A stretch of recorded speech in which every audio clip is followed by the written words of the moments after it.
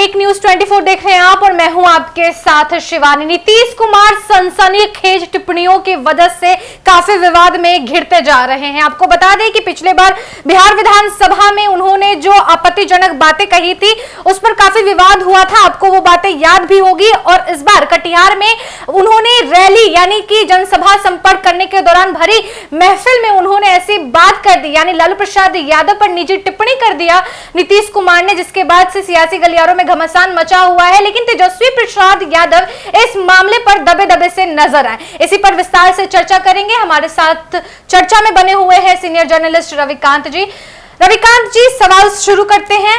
आप देख सकते हैं कि नीतीश कुमार ने बाल बच्चे वाले बयान पर लालू प्रसाद यादव के परिवार पर निजी टिप्पणी की, लेकिन इस पर तेजस्वी प्रसाद यादव का बयान जो तड़कता भड़कता आना चाहिए था, कुछ नहीं आया, शांत एकदम माहौल। देखिए, नीतीश कुमार बयानबाजी पिछले 3.5 सालों से कर रहे हैं, यानी कि 2020 विधानसभा से ही वह जिस प्रकार से बयानबाजी कर रहे हैं वह उनके स्तर को शोभा नहीं दे रहा है।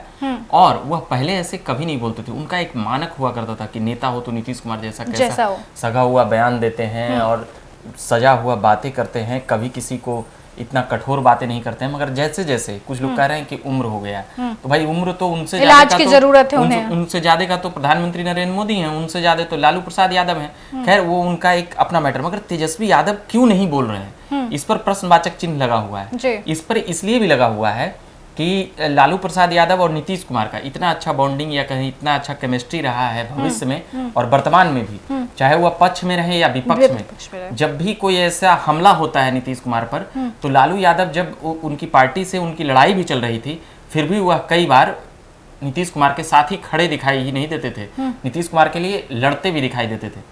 तो अभी तेजस्वी यादव का कहना था कि यह तो परिवार के ही लोग हैं, तो हमको ऐसा कुछ, और वो जो भी बातें करेंगे हमको उस पर कुछ भी, मतलब एकदम लग रहा है कि उनके पूरा भतीजा का रोल अदा कर रहे हैं। क्योंकि उन्हें भी पता है कि यही चचा हमको 2 बार उप मुख्यमंत्री बनाया है, अब भविष्य में फिर भी यही चचा उप मुख्यमंत्री बना सकते हैं। और 2 महीना पहले तक तो यही घोषित कर रहे थे कि यही अब सब काम देखेगा, मुख्यमंत्री है। तो ये तेजस्वी यादव को लग रहा है कि यह इनका उम्र जैसे कोई बड़ा गार्जियन हो नहीं। पर रविकांत जी, आप देख सकते हैं कि चुनाव जैसे जैसे नजदीक आ रहा है, तेजस्वी प्रसाद यादव नीतीश कुमार के खिलाफ बोलने से बच रहे हैं जी, बच रहे हैं। आप भी देख रहे हैं ना इस चीज को? बिल्कुल। देखिए, नीतीश कुमार पर हमला भाजपा भी नहीं करना चाह रही है। जब वो इधर थी तो वो लालू परिवार पर ही कर रही थी, और तेजस्वी यादव भी कर रहे हैं, आपके नहीं करना चाह रहे नीतीश कुमार पर। इसका एक वजह है, नीतीश कुमार जिस जाति से आते हैं उसका यहाँ पर वोट है और उसका असर है विधानसभा और लोकसभा में।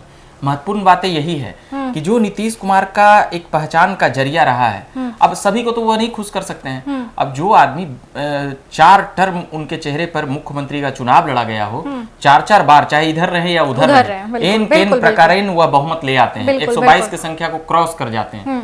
और तो फिर ये नीतीश कुमार के लिए प्लस पॉइंट है कि वो 20 साल रहे हैं, तो वो एंटी इनकम्बेंसी तो होगा ही, और लोगों की अपेक्षाएं सरकार से रहती ही है। तो निश्चित तौर पर सभी को नहीं खुश किया जा सकता है। आधा लोग तो ऐसे ही 50% तो वोट ही नहीं आता है एक घटक दल को, तो वो तो नाराज रहेंगे ही, तो सोशल साइडों पर वो दिखता ही है। मगर जो उनके समर्थक में है, जैसे अभी माना जा रहा है कि 10% 12% वोट तो जरूर है, मगर अभी उनका वोट प्रतिशत विधानसभा में कुछ ज्यादा था, लोकसभा में उससे भी थोड़ा 1-8% ज्यादा। फिर भी नीतीश कुमार के पास जो 10-12% वोट है, और जो कुर्मी, मतलब यहाँ जातीय राजनीति को नहीं छोड़ सकते हैं, तो वो जिस जाति से आते हैं उस जाति का समर्थन हमको ना मिले, ये कोई पार्टी नहीं चाहती है, चाहे वो राजद हो या भाजपा हो।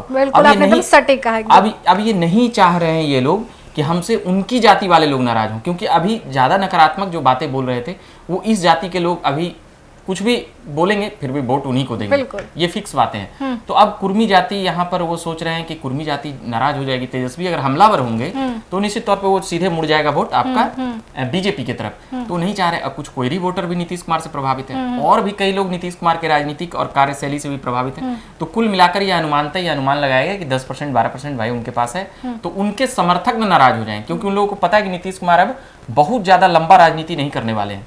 तो लंबा राजनीति नहीं करेंगे शिवानी, तो यहाँ पर उसका मतलब क्या कह सकते हैं, उसके लीगेसी या उसका जो धरोहर है उसके कैसे हड़पे, अब इसका जुगाड़ चल रहा है। तो तेजस्वी यादव बहुत ही मतलब इतना सूझबूझ, उनको कोई समझा जरूर रहा है, दिमाग अच्छे खासे लगा रहे हैं वो। हाँ, दिमाग लगा रहे हैं, और दिमाग कोई दे रहा है उनको, कोई बिना दिमाग दिए हुए अगर कोई युवा नेता रहता है, हाँ। अगर किसी के माँ पिताजी पर बोल दिया होता है हाँ। कि इतना बच्चा पैदा कर लिए, अपने बाप से जाके पूछो, अपने पत्नी को सीएम बना दिए, इतना कह देता तो कोई बेटा प्रेस कॉन्फ्रेंस करके धर के रेल देता, रगड़ देता, इसमें ये तय बात है।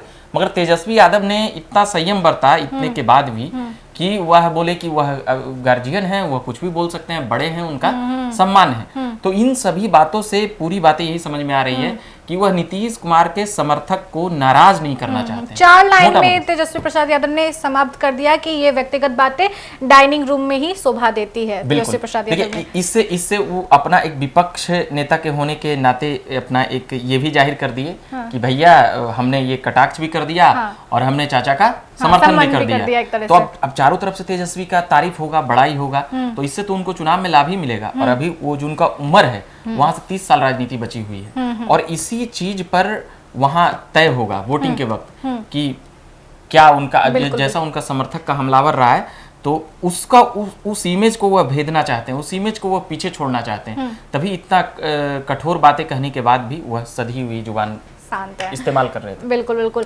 रविकांत जी, अभी हाल ही में आप देख सकते हैं कि तेजस्वी प्रसाद यादव ने बयान दिया है कि नीतीश कुमार को एनडीए के बीजेपी के 4-5 नेता जो है हाईजैक किए हुए हैं।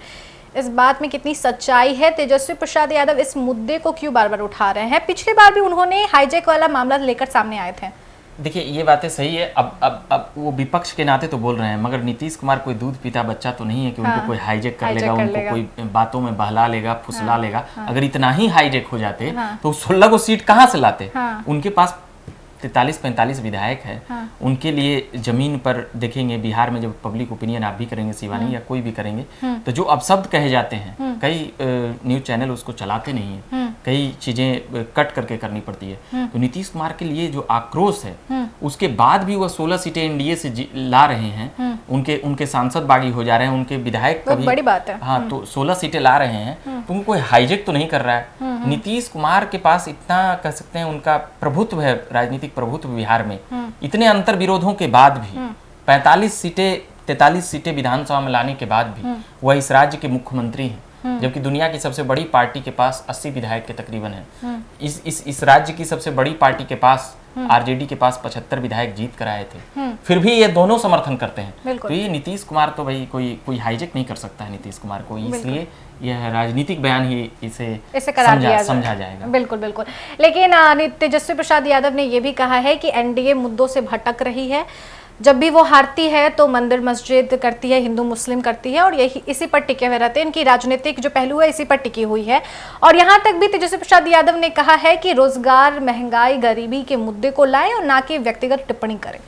इस पर क्या कहिएगा? देखिए, जो ये बोले कि हिंदू मुस्लिम पर ये बातें हैं, तो वो कौन सा दूध के धुले हुए हैं और एकदम गंगा जी में खड़ा होकर बोल रहे हैं। एम समीकरण की बातें कौन किया करते हैं?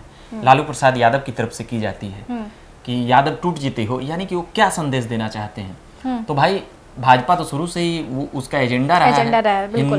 हिंदू राम मंदिर उसके मैनिफेस्टो में रहे हैं, कश्मीर उनके मुद्दे में रहे हैं, तो हिंदू की राजनीति करते ही आए हैं। कई बार तो उनके नेता यहाँ तक बोले, वो तो खुलेआम मंचों से वो कहते हैं हाँ हम हिंदू की राजनीति करते हैं, और आप भी खुलेआम यह मंचों से कहते हैं हाँ हम एम समीकरण की बातें करते हैं, मुस्लिम और यादवों का हम राजनीति करते हैं, मुस्लिम और यादवों को हम ज्यादा प्रतिनिधि देते हैं।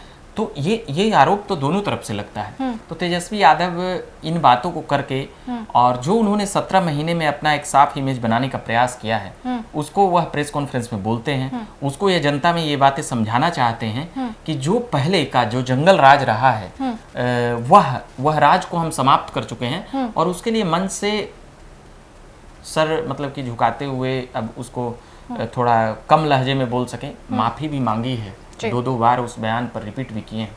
तो तेजस्वी यादव उस दायरा से बाहर निकलना चाहते हैं कि ये लोग हिंदू मुस्लिम की बातें करते हैं, ये लोग दिन भर मंदिर मस्जिद की बातें करते हैं, और हम विकास की बातें करते हैं, रोजगार की बातें करते हैं। मगर अब उनकी बातों से जनता कितना रीझ पाएगी, समझ पाएगी, या तो चुनाव परिणाम में देखने के लिए हम लोग देखेंगे कि जब रिजल्ट आएगा 4 जून को, तो उनकी बातें कितनी समझ पाई, या उनकी बातें ख्याली पुलाव थी।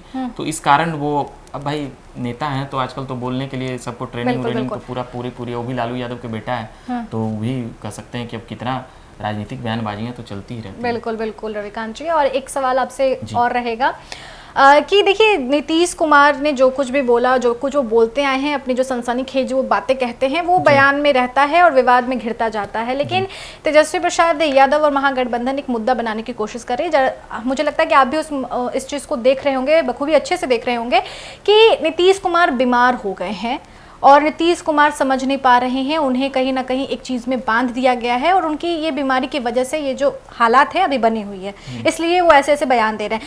आपको नहीं लग रहा है कि आरजेडी महागठबंधन जो है एक ये मुद्दा सेट करने की कोशिश कर रही है और ये प्रभाव पड़ेगा इस बार चुनाव पे?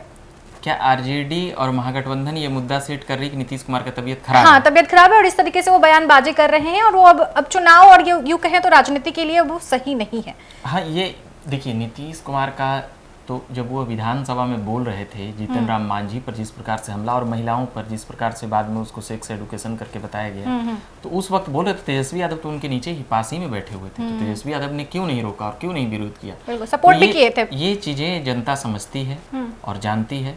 और जिस प्रकार से जीतन राम मांझी को बोल रहे थे कि तुमको तो मुख्यमंत्री हम बनाए थे, इतने विरोधों के बाद भी तुम तड़ाक एक सीनियर नेता को एक जिस प्रकार बोल रहे थे, फिर वो बच्चे पैदा करने पर इतना सादा डिफाइन कर दिए थे कि अब उसका तो इंटरनेशनल बेइज्जती हो चुका है। और उस वक्त वो वहीं पर बैठे हुए थे, विजय चौधरी रोकने का प्रयास किया तो उनको तो धक्का दे दिए थे मुख्यमंत्री, अरे बैठिए आप। तो ये चीजें हैं, नीतीश कुमार जो भी बोल रहे हैं या ये कर रहे हैं, मगर उनको देखा गया है कि जब उनकी जरूरत होती है, जब उनकी पार्टी की जरूरत होती है, तो उनको आपरूपी दिमाग आ जाता है। तो ये कई बार देखा गया, ये बड़ा असमंजस वाला स्थिति कि जब हमको काम है तो हमको उस वक्त दिमाग आ जाता है, जब पब्लिक को संबोधन करना है या विधानसभा में कुछ बोलना है तो दिमाग चला जाता है। तो ये इस चीजों पर हमको थोड़ा सा कंफ्यूजन आंसर से लग रहा है। हाँ। रविकांत जी, बस ये लास्ट सवाल रहेगा।